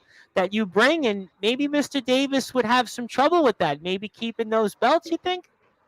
I think he would. I totally agree. Like, yeah, just it's no disrespect to them other guys, but like it's just experience, you know. TNT is a company that I'm really passionate about, Yes. and I've wrestled for the TNT title a couple of times, and I've had some really, really good matches, some of my best matches in TNT, and I'd love to wrestle him there. Yeah, without a shadow of a doubt. Well, I know that Mr. Davis, because I always speak with him very regularly, and like I said, he's really the reason that, in a way, I'm speaking to you, because he basically said, like you, I do all these podcasts, and all these guys, they don't really watch my matches. They just wanted me because I'm a wrestler and I'm a boxer, but you actually sat there and watched my stuff. You took the time out. So very similar to how I have the opportunity to speak with you really is through him. And he wanted to tell you that he's all about proving himself, and he would certainly love to try to get a victory over somebody as established as yourself, and it would only help his name and what he's trying to do in squaring off with you and maybe getting a victory over you. So apparently Mr. Davis wants to relay that message to you, and I was curious if you had a thought or two on that. Yeah, I definitely that's an interesting conversation. And what I will say Hmm. is a wrestler always beats a boxer 10 times out I've of 10. heard that from other Yeah. people. I've heard that, and obviously that's been kind of the one knock on Mr. Davis as well. He was this boxer, and he's stepping into a wrestler's world, and he doesn't really know the boxing from the boxing side of it. He doesn't know the wrestling world. But his point is, well, I'm here. I've stepped up to the plate. I've beaten all these guys. I've wrestled all these different opponents, but I just know you've wrestled about 5,000 matches. He's probably wrestled, if he's lucky, a tenth of that. I mean, so you would certainly have this match planned out, and you would kind of know every move that he's going to try, and you'd have a counter for that. And maybe that's where he meets his demise almost. I don't know. I'm just saying. I'm just throwing it out there. I like what you're thinking. Yeah, I like what you're Well, thinking. if I I'm were to definitely down. I'm definitely down. Well, Yeah, yeah. if I were to tell you, Mr. Allmark, that I'm going to bring on Mr. Davis at some point before the year is out, probably in the next several weeks, I'm going to bring him on, and if you'd like, and I'll certainly share this clip for Mr. Davis to hear on his social media platform, because I know Mr. Davis will be very interested in hearing that. But I'm Share going to away, share away. I'm going to do that, but I'm going to also bring Mr. Davis back onto Sportswire because he is owed an appearance, and I'm going to do that in the next several weeks. And I'm going to bring this part up to remind him of that. And would that be okay for me to do that, to remind him of this conversation? I insist. I You insist. insist? You sure? Yeah, I insist. Yeah, of course. All right. Well, you know what? I'm definitely going to make that happen because, I think about a lot of dream matches. Now, again, I know that you get asked by all these podcasters about, like I said, WWE, Jushin Thunder Liger, Ultimo Drago, Mickey Mouse, Donald Duck. But I look at it for my money, right? For my money, right? Now, what do I know, right? I'm not a wrestler, but I am in the business of promoting. And I think about the stars, the tickets that would align. You're a living legend, right? People want to come out and see Dean Allmark. RP Davis, for my money right now in the UK wrestling scene, when it comes to selling tickets and attractions, he's one of the few attractions out there that I think people go out there, whether it's 40, 50, 60 tickets, that they go out there and buy. How do I know this? Because I spoke with a promoter a few months ago, and I won't say the promoter's name because the promoter is still active in wrestling, and I met him. And believe me, I met him. He came to New York. He was on a trip. And this promoter said, Tom, I want to tell you something. I said, sure, this promoter. Not going to give the promoter's name because, RP Davis is one of the few wrestlers that actually sells tickets when you book him on a show. So I would think Dean Allmark, living legend, main eventer, resume speaks for itself. And RP Davis, in fact, you don't even have to have any other matches on the bill.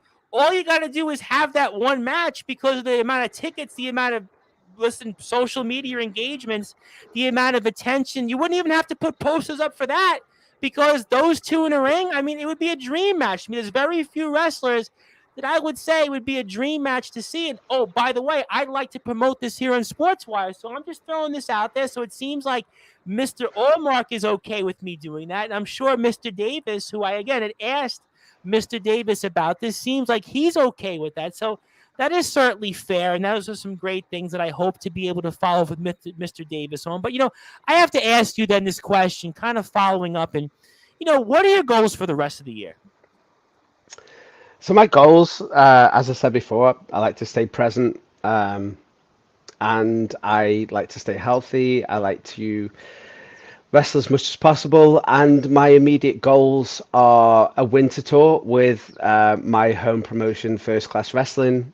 Um, First Class Wrestling are one of the most active wrestling Sure. promotions in the country, and yeah, you can see me pretty much every weekend from um, the end of the month until November, maybe mid November. So that's my immediate.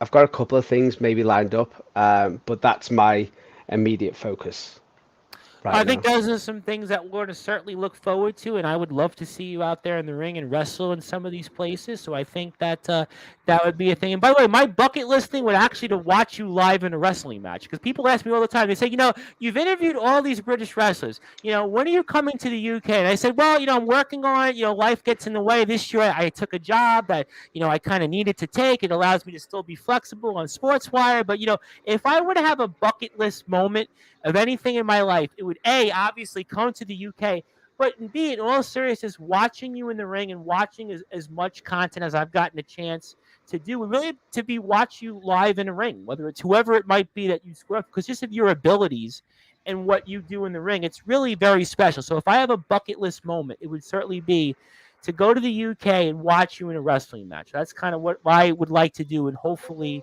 that'll happen one day. But obviously, I know I'm coming up to the end of my time here. And it's obviously been a tremendous honor. And I want to ask you this question because I've never heard anybody ask you this formally. But you've done a lot in the ring. I know you've wrestled a who's who of people. You've had championships. You've got all these different things that you've done. But is there one or two moments in your career? I know it's a long career. I know it's a lot, 5,000 plus matches. It's a who's who of people, wins over this guy and that guy. Tony Storm, you've trained. I get all that. But if you were to have Mr. Allmark, one or two moments that stand out most in your career, what would they be? So going back to what you were saying about coming to the UK, how into the ring with Mr. Davis, and you were the special guest referee for that match. How cool would that be? Well, I'm now not. I'm not gonna say that like I'm a big deal, but I can make that happen. I can make that happen. really, I really. could definitely make that happen. You So, actually try. This has already happened on Sportswire a few times because we have Mr. Joel Cobra and the Big Cheese Logan squaring off at the end of the month, and basically I'm wearing a Big Cheese Logan shirt, and Joel Cobra is one of the first wrestlers I've interviewed, and he speaks to me all the time. And basically, both these guys on the air were trying to get me to pick sides. You're basically going further. You're basically forcing me to count 1, 2, 3 over both of yous when you're the biggest wrestler in UK history I've ever interviewed. Mr. Davis is the first person I've ever interviewed. So you're basically really putting me on the spot, Mr. Omar. I told you this was going to be different than any other interview you've done because you've basically gone out there and totally put me on the spot. I feel like right now, almost as Denzel Washington in Equalizer 3 said yesterday in his spot when he was being grilled, are you trying to put me in the black hole almost and trying to basically put me in the middle of that ring and to be forced to count 1, 2, 3? I mean, this is a tough one here, Mr. Allmark. Bill Alfonso, right down the middle. You remember it from the old tapes, you know? Yeah, I do. Yeah. Yes, the Fonz. Yes, Fonzie. This is a tough one. I would love to watch that match live. I don't know if I'd have it in me to count 1, 2, 3 between the two of you. This is really a tough one here, Mr. Allmark. I got to tell you, this is I'm really. just saying I could make it happen. If Well, you're in I'm the UK, sure if you you're in could. the UK at that time, I could make that Well, I happen. would like to certainly make that happen. I would certainly like to watch you live. I mean, I'm sure you have another moment or two that stands out most, other than this future moment, though. Moments like I guess like a moment that will stand out and it will always be in my brain is just before I was about to wrestle my first match in Japan. My first match in Japan was like a championship match at the Sumo Hall in Ryodoku, Oh, sure, and sure. there was 8,000 fans there, and I just remember the atmosphere. Like, it wasn't even the noise or anything like that. It was just standing backstage, knowing that I was about to go on, and just feeling the atmosphere. It wasn't hearing it, it was feeling it. It was just like nothing else I've ever experienced in my entire life. That will be a moment that I'll never forget. And because I was such a fan of Japanese wrestling when I was growing up, it just meant so much that I was stood there just about to wrestle in Japan. It was just like words can't describe how it felt and how special that moment was for me. So yeah, that tops everything else. That's definitely the top moment in my wrestling career. You know, it's funny you said that. I almost have to ask a follow up in a different way because I had asked Vito Fratelli the same question in a different country when he went to Mexico and wrestled in front of, I think it was about the same as you, like 7 or 8 thousand people. And I'm curious because you wrestle a lot of times in these places where there might be 100, 200 people. Again, very similar to Vito. But I mean, how do you almost go back from wrestling in front of 7, 8,000 people to wrestling in front of 100, 200 people? I mean, that's got to be such a culture shock and an adjustment. So how do you kind of just go back to that after that experience? Luckily enough, like at the time, like All Star were drawing like crowds of like crowds of over like 500, sometimes like Okay, which is 2,000. actually a So big like crowd when you think about it, because I've interviewed a lot of musicians, and you actually 500 to 1,000 people. It doesn't sound like a lot, but it actually is a lot based on the venue and the crowd. yeah. So that's actually a big crowd. Yeah, and All Star would sell out a lot of venues like big theaters and stuff like that. So I was always really lucky because I was used to wrestling in front of like quite big crowds. But I've always been in the mindset like I've wrestled in front of like 10 people before, you know, and I've always had it in me that like it doesn't matter if it's 10 or 10,000, like you always wrestle the same. And I just love going out there and wrestling, and I love performing. I'm an exhibitionist, so like and I'm wrestling. Like I'm doing what I love, and I'm it. It doesn't matter if anybody's watching. Like I wrestled during lockdown in Progress where there was no people in the venue, Yeah, and you know, I remember that because I think it was Chris was one of the other people that was still wrestling during COVID because of Progress. So that makes yeah. sense. So like my first match back after like that long layoff was against Ridgeway, and it was like 20 minutes in front of nobody at Progress, and we were kicking the shit out of each other. So yeah, it doesn't matter if anybody's there. I enjoyed that just as much as like wrestling in front of those 8,000 people in Japan. It's not really. I don't really see like I'm so used to being in front of an audience like wrestling since I was like 15, 16.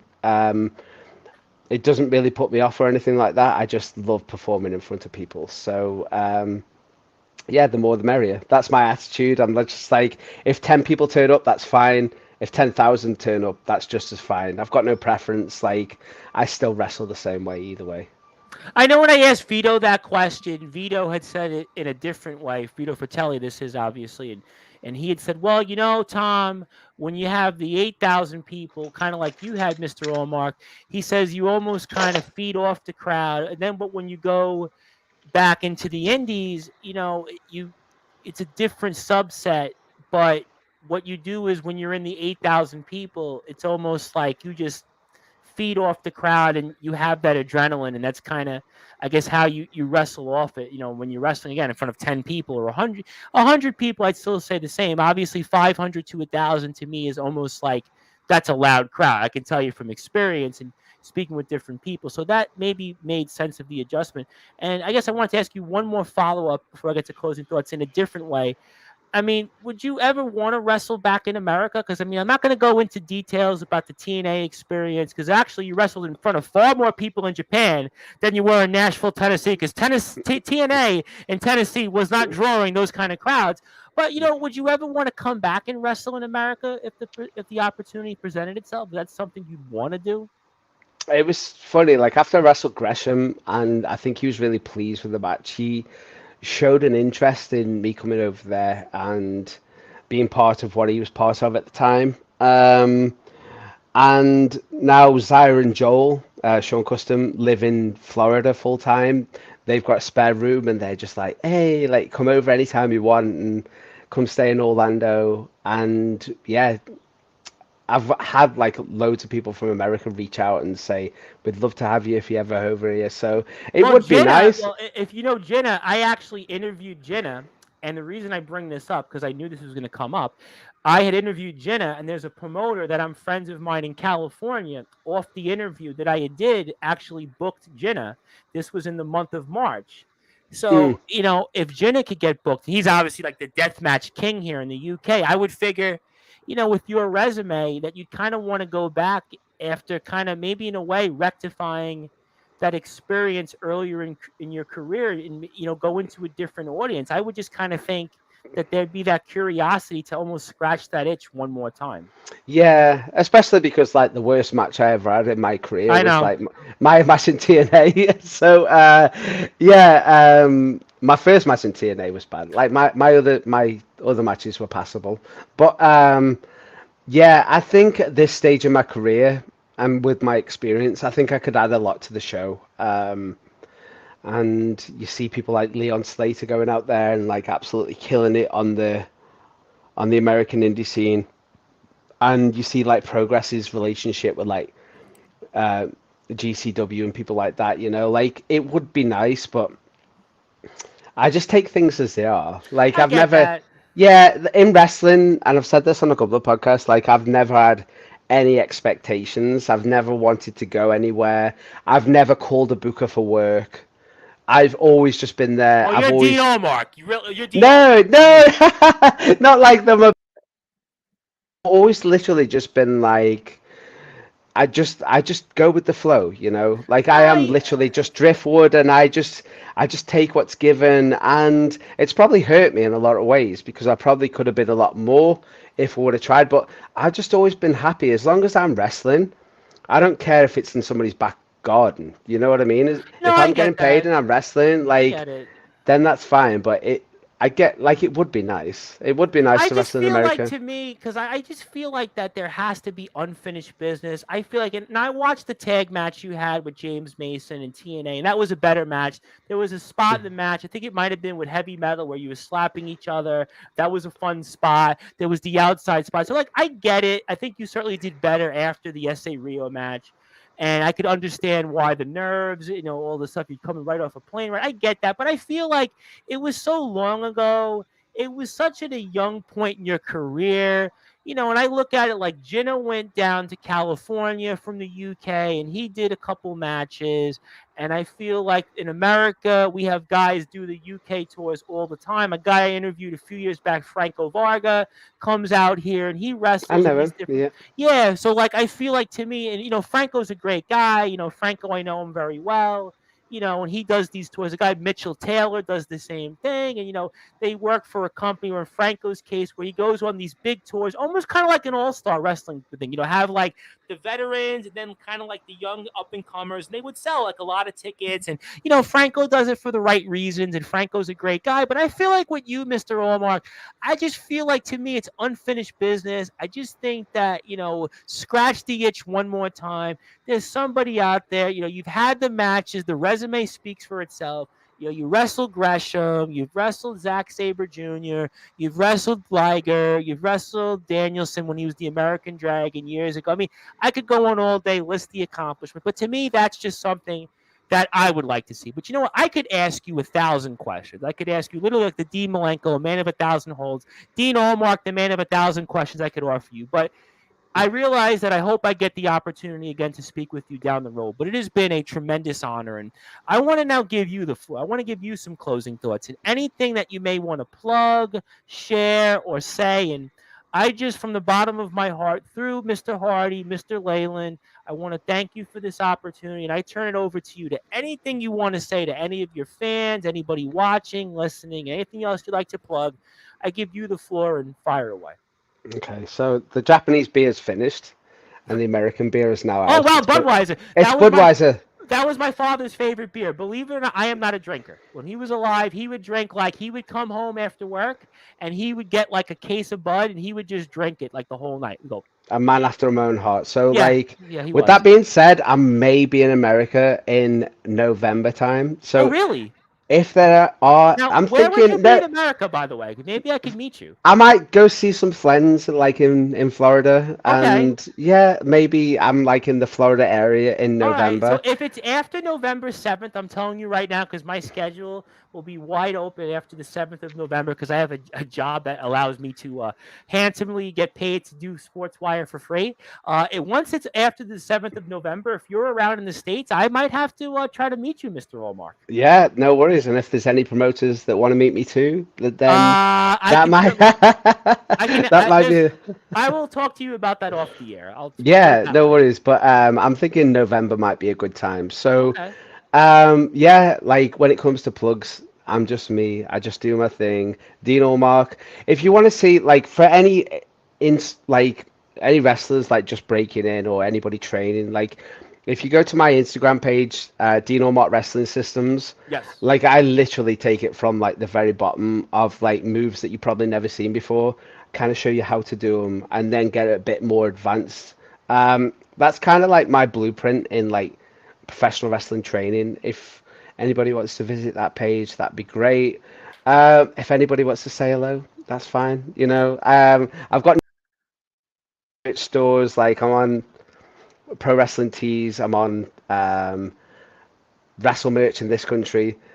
I think my accounts are still set up like in somebody else's bank account, but it's fine. If you buy a T-shirt, you can support me. I don't care Well, if I get I the wouldn't money want or to buy a whatnot. shirt if it So goes to your bank I account. I don't know, want to but go like to somebody just else's. going out there and seeing people wearing my T-shirt, that's enough for me. I don't need the money. Like my kids will benefit from that. So yeah, go ahead. Yeah, buy a It's not T-shirt. like That's me, absolutely Mr. fine. Allmark. It's like I do it all the time. People are like, "Well, do you have merchandise?" I'm like, "Yeah, but I don't need the money. I'm okay in life. I don't really advertise it. I'm like you in that sense. I'm like you, but go out there and buy a shirt. But most importantly, if you are a wrestler, please follow Dean Allmark, especially on YouTube at Dean Allmark, because that's where you can watch all of his legendary matches, all of the great things that he will do, he has done, and he's about to do. You can also check him out on Instagram, Twitter at Dean Allmark, Facebook at Dean Allmark. I promise you, this is a guy that you're going to certainly want to hear and watch a lot more from. And if you already haven't, go do it anyway.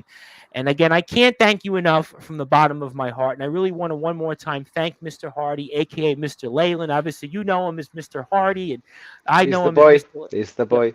It's really, if it wasn't for him, I wouldn't be here speaking with you. So I'm forever grateful for that. And I just can't thank you enough. And I'm looking forward to watching you in the ring. And now you got me interested because maybe I can meet you now in a couple of months. That would be now the third wrestler from the UK I will have gotten to me. I think it's every year now I get a chance to meet one wrestler I've interviewed from the UK. So now you've got me interested enough to maybe go on a plane from New York to Florida, wherever you might be, and meet you for a day. So this is very good. Who This is knows? good Who news. This is knows? the future. Listen, hope springs eternal, and a rising tide always lifts all boats. You were definitely that definition. You were definitely jumping Dean Allmark. You were definitely why you are an influencer and a wrestler's inspiration. You've proved that. And thank you so much again for the opportunity. I hope to meet you in person then in a few months. I will certainly let Mr. Davis know about our conversation in a little while. And I can't wait to do this again. And thank you so much again for the opportunity. Ah, thank you for having me. It's been my pleasure. All right, ladies and gentlemen, that was the legendary influencer, the wrestler's inspiration. He is jumping Dean Allmark. You are going to see him in a number of different places starting in the end of September till about the end of this year. But most importantly, his career speaks for itself. He is the definition of a living legend with just about 5,000 matches under his belt, with more ahead. You can follow and watch all of that again on YouTube at Dean Allmark. Check him out on Instagram, Facebook, and Twitter at Dean Allmark. My name again is the Reverend Tom Bryce, your voice of all wrestling and the man behind Sportswire Radio. I will be back here with more coverage tonight about 9:30 p.m. Eastern Time with the Puerto Rican Nightmare, Manny Cobra. I'll also have more coverage ahead later this week, so stay tuned for more details on that, especially Thursday night with Enoch the Enlightened, 10 p.m. Eastern Time. But until then, if you're on sportnarium.com/player, you're going to go back to your regularly scheduled programming. And if you're on Twitter and YouTube, I thank you for tuning in here on the number one global radio station that is Sports Wire Radio. Good night, good morning, good afternoon, wherever you are, and thank you.